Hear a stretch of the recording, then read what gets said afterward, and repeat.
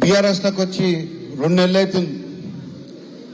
కానీ మాకు బయటలో కాకుండా ఒక ఇంటి మనిషిలాగా మాకు ఒక మర్యాదగా ఇస్తున్నారు. కాబట్టి మేము ఎప్పటికి కూడా ఈ పార్టీకి సర్వీస్ చేసుకుంటాము, ఎప్పటికీ ఉంటాము అని కోరుకుంటున్నాను. ఒక రీజనల్ పార్టీకి నేషనల్ పార్టీ తేడా చెప్తాను. ఎందుకంటే నేను కూడా 1996 నుంచి ఎన్ఎస్సీలో ఉన్నా. గతంలో కూడా మా నాన్నగారు ఒక సిఎల్పి లీడర్ ఉండే కాంగ్రెస్ పార్టీలో. ఓ రీజనల్ పార్టీకి నేషనల్ పార్టీకి తేడా ఏంటంటే, నేషనల్ పార్టీలో రోజు ఒక ఇన్ఛార్జ్ కొత్త ఢిల్లీకించో, హర్యానాకించో, రాజస్థాన్కించో వస్తాడు. మనము మా నాన్నది, నేను ఎన్ఎస్ఏలో ఉన్నా అని చెప్పుకోవడం తప్ప, నీకు మాట ఇస్తున్నా నువ్వు పని చేసుకొని ఆడెళ్ళిపోతాడు. ఇంకో ముసలోడు కొత్తోడు వస్తాడు, మరి ఆడ మాటిస్తే ఆడెళ్ళిపోతాడు. కానీ రీజనల్ పార్టీలో నేను ఈ 6 నెలల్లో, ఈ 60 రోజుల్లో చూసింది ఏంటంటే, మన బండి నంబర్కించి, మన ఇంటి గోత్రం కాడికించి, మన ఇంటి పేరుకించి గుర్తుపడతారు. కాబట్టి ఎప్పటికైనా మన రీజనల్, మన రాష్ట్రం గట్టి పడితేనే మనం గట్టిగున్నట్టు. మరి ఇప్పుడు రాబోయే రోజుల్లో, ఈ రోజుకి ఎన్నికలు అయిపోయినాయి, మనం అందరం బీఆర్ఎస్ ఎమ్మెల్యేలం. రాబోయే రోజుల్లో కార్పొరేటర్ ఎలక్షన్ రావచ్చు, ఎంపీ ఎలక్షన్ కూడా రావచ్చు. మనమందరం అన్న ఏ డిసైడ్ చేసినా కూడా మనం దానికి కట్టుబడి ఉండి మళ్ళీ మన క్యాండిడేట్ని, బీఆర్ఎస్ క్యాండిడేట్ ఎంపీగా గెలిపించుకుందాం. ఇప్పుడు మొన్నటి వరకు రాముడు రాముడు రాముడు అని సెంట్రల్ మినిస్టర్ కిషన్ రెడ్డి గెలిచాడు. అదే రాముడికి ద్రోహం చేసి ఉత్తర రాముడిని బద్నాం చేస్తుంది. కాబట్టి అదే రాముడు వీడిని ఇంటికి తీసుకెళ్లాలని కోరుకుంటాను. ఇప్పుడు ఏ రాముడైనా అమ్మవారి భక్తుడే, మీ అందరూ తెలిసిందే.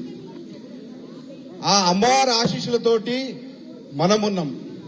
అదే అమ్మవారి ఆశీస్సులతోటి తప్పకుండా మళ్ళీ మనమందరం ఒకటై RRR అంటారు, రామ్, రహీం, రాబర్ట్. ఈ RRR అన్ని కులాలు, మతాలు ఒకటై మళ్ళీ రాబోయే రోజుల్లో కూడా బీఆర్ఎస్ అంటే ఇంకొక 20 సంవత్సరాలు చూడాలంటే కూడా భయపడాలి. అట్లా మనం కంచికోట చేసుకోవాలని, గ్రేటర్ హైదరాబాద్ కంచికోట చేసుకోవాలని కోరుకుంటూ, మరి నాకు ఈ అవకాశం ఇచ్చిన ఇంత పెద్ద సభలో, ఎందుకంటే నాకు రాజకీయ జీవితం ఇచ్చిన తల్లిదండ్రులకి, పీజీఆర్ గారికి, మరి నా రాజకీయ జీవితం మళ్ళీ చెప్తున్నా, రామన్న ముందు కాదు, వెనుక కూడా చెప్తాను, ఎక్కడైనా కూడా చెప్తాను, నా రాజకీయ జీవితం క్లోజ్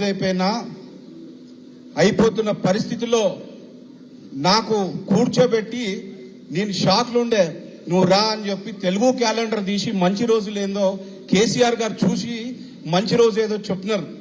కాబట్టి ఆ విశ్వాసం నాకుంది. కాబట్టి నాకు ఎక్కువ ఎదుగు ఏం లేదు, పార్టీని బలపరుస్తున్నా. నీ కుటుంబానికి నేను ఎప్పటికీ మేము ఎల్లప్పుడు ఉంటాము.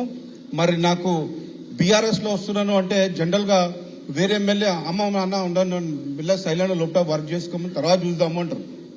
అట్లా కాకుండా విష్ణు వస్తుందంటే నాకు చాలా మంచిదన్నా అని చెప్పడం గోపీనాథ్ అన్న గారికి, మరి దానం నాగేందర్ గారు కూడా ఉన్నారు, ఆయన కూడా ఇమ్మీడియట్గా తీసుకోండి అన్న, మాకు మంచిగా ఉంటుంది అని చెప్పడం జరిగింది. మరి వాళ్ళకు కూడా ధన్యవాదాలు తెలుపుతూ, మరి ముఖ్యంగా సోహెల్ భాయ్, నా మంచి చెడులకి అన్నిట్లకి సోహెల్ భాయ్ నా కష్టాల సుఖాలలో ఉండే, ఆయనకు కూడా ధన్యవాదాలు తెలుపుతూ, నాతో పాటు ఇప్పుడు స్టేజ్ బాగుందంటే స్టేజ్ మీద ఉన్న లీడర్ గొప్పతనం కాదు, దానికి ఉన్న మొల ఎంత గట్టిగా ఉందో కార్యకర్త అట్లాంటోడు. కాబట్టి నా ఎంబడి నా ఒక బలగం ఏదైతే నా కార్యకర్తలు నన్ను ఎంకరేజ్ చేశారో, మనం అందరము మరి రాబోయే రోజుల్లో ఇంకా బీఆర్ఎస్ ని బలపరచాలని కోరుతూ, ఒకటే కసి మీద ఉన్నా, ఇక్కడ కాంగ్రెస్ జెండా కనబడొద్దని కసితో ఉన్నా. ఆ కసి ఎందుకంటే మొత్తము ఒకటికి ఇల్లు ఖాళీ చేయమంటే ఒక 2 రోజుల ముందు చెప్తారు, రాత్రి నన్ను గాంధీ భవన్కి వెళ్ళగొట్టింది, నా కళ్ళలు ఇంకా తిరుగుతుంది అది. కాబట్టి ఒకటే కసి మీద అన్న, గ్రేటర్ హైదరాబాద్ లో కాంగ్రెస్ జెండా కనబడకుండా చేసే బాధ్యత నేను ఒక కార్యకర్త చెప్తున్నాను. మరి నాకు ఈ అవకాశం ఇచ్చిన గోపన్న గారికి, మరి స్టేజ్ మీద ఉన్న కార్పొరేటర్ల వాళ్ళకి, డివిజన్ ప్రెసిడెంట్లకి అందరికీ ధన్యవాదాలు తెలుపుతున్నాను. Thank you. Thank you Vishnu భాయ్. మన అబ్దుల్ సోహెల్ మైనార్టీ లీడర్ గారిని మాట్లాడ